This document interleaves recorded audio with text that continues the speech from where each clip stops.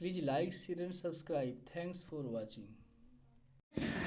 Welcome students, आप बने रहिए हमारे साथ। मैं आपको अकाउंट्स का फुल कोर्स करवाऊंगा। आज हम पढ़ रहे हैं डिसोल्यूशन ऑफ पार्टनरशिप फर्म। ये क्वेश्चन नंबर 3 है। एक बार मैं आपको क्वेश्चन पढ़ के समझा देता हूँ। क्वेश्चन कर रहा है कि ABC व्यवसाय में 3 साझेदार हैं। लाभ हानि को 2:1 के अनुपात में बांटते हैं। दिसंबर को उनका बैलेंस शीट इस प्रकार था। ये बैलेंस शीट दिया हुआ है। फिर नीचे कहता है 31 दिसंबर 12 के प्रभाव से फर्म को समाप्त करने का निर्णय लिया गया। सी को वसूली का प्रभार दिया गया। उसे अस्थायी एवं चालू संपत्तियों की वसूली से प्राप्त राशियों पर 5% कमीशन प्राप्त होना था। उसे वसूली के सभी व्यय वहन करने थे। अस्थायी संपत्तियों से 80,000, चालू संपत्तियों से 20,000 की वसूली व्यय 2,000 रुपया हुए। आपको आवश्यक खाते खोलने हैं, ठीक है ना। तो सबसे पहले आवश्यक खाते में क्या बनता है? रियलाइजेशन अकाउंट बनता है। ये लाइन खींचा हुआ है हमने। 2 एसेट्स क्या सा दिया हुआ है? Current assets, fix assets. CA मतलब करंट एसेट्स, FA मतलब फिक्स एसेट्स। ये है 30,000 और ये है कितना? 70,000। ये कुल कितना हो गया? 1,00,000। और यहाँ पर बाय लायबिलिटी लिखते हैं। क्रेडिटर्स दिया हुआ है 30,000। क्रेडिटर्स कितना है? 30,000 है। अब बाय बैंक है तो बैंक करेंगे हम। क्वेश्चन कर रहा है करंट एसेट्स और फिक्स एसेट्स। जो एसेट्स है आपने उसको सेल किया है। लिखा हुआ है कि अस्थाई से 80,000। ये फिक्स से मिला है आपको 80,000। करंट से आपको मिला है कितना? 20,000। कुल आपको रकम मिला कितना? 1,00,000। अब कहता है कि सी को सारा काम करने के लिए कहा गया है और सारा काम करने के बदले में सी को जो वसूल हुआ है ना, इस पर 5% कमीशन मिलेगा। तो 1,00,000 का 5% 5,000 होता है। सी को मिलेगा तो 2C कैपिटल अकाउंट। ये कमीशन है। कमीशन कितना? 1,00,000 का 5%, ये होता है 5,000।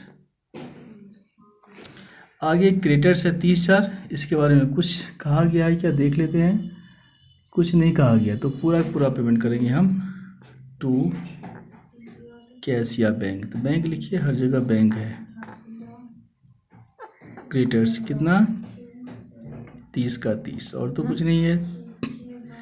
बैलेंस कर लेंगे। यहाँ तो ये बड़ा है 1,30,5 35,000।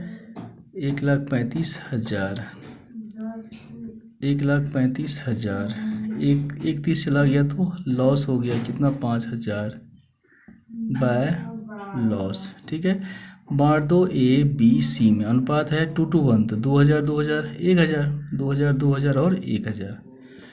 इसके अलावा ना तो लाभ है ना हानि है। अगला खाता बनता है पार्टनर्स कैपिटल अकाउंट का।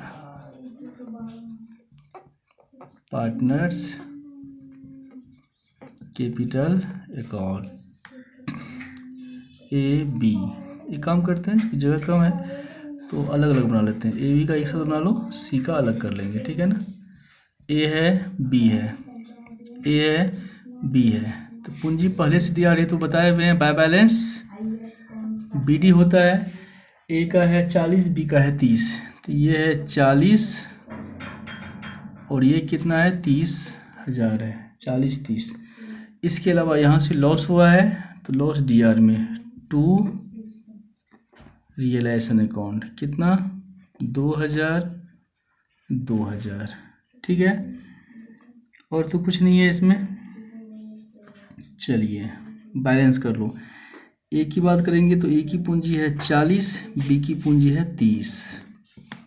बैलेंस करेंगे इसको हम तो ये है 40,000 और ये है 30,000।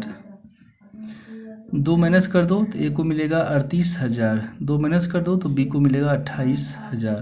पेमेंट करना है तो टू बैंक अकाउंट। ठीक है, आइए अब बनाते हैं सी का पूंजी खाता, सी कैपिटल अकाउंट। एक मिनट, यहाँ पे DRCR भी लिखना है, DRCR भी लिखना है, ठीक है ना। यहाँ पे लिखेंगे DR, राइट में CR। पूंजी पहले से है तो बाय बैलेंस BD। कितनी है सी की पूंजी? 20,000 है। सी को कमीशन मिलेगा, रियलाइजेशन अकाउंट।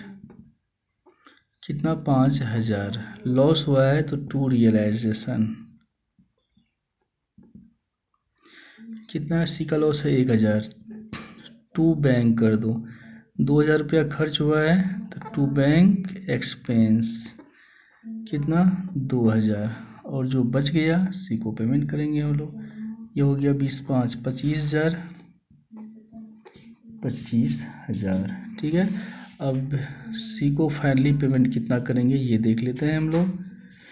सी का पूंजी है 20,000 कमीशन मिला है कितना 5,000 पूंजी हो गया 25,000 1,000 रुपया लॉस हुआ है 2,000 रुपया खर्चा हुआ है 3 माइनस हो गया 25 में।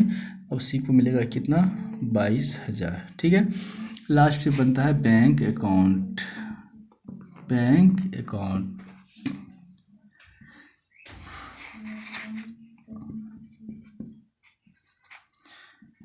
पहले से तो टू बैलेंस बीडी करेंगे हम। रुपया कितना है बैंक में ये दिया हुआ है क्वेश्चन में 20,000। अब संपत्ति की बिक्री से रकम प्राप्त हुआ है तो टू रियलाइजेशन करेंगे 1,00,000 आया था और पेमेंट करेंगे तो बाय रियलाइजेशन 30,000 रुपया लेनदार को दिए हैं और फिर A capital B capital C capital नहीं तो ए को जो है कितना यहाँ देख लीजिए ए को 38 है बी को 28 है 38 28 और सी को कितना है 22,000 है और सी कैपिटल ये एक्सपेंस है रियलाइजेशन एक्सपेंस कितना 2,000 और इस खाते का नियम कहता है कि दोनों पक्ष आपस में बराबर होने चाहिए।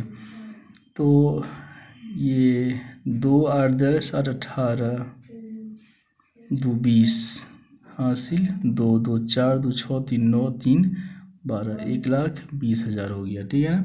और यहाँ भी एक समझ यहाँ तो सिंपल है 1,00,000 प्लस 20,000 1,20,000 या लिखेंगे हम 1,20,000। चलिए तो बहुत ही सिंपल क्वेश्चन था। फिर भी यदि कुछ कन्फ्यूजन हो इसमें तो आप हमें बेझिझक कॉल कर सकते हैं। थैंक्स।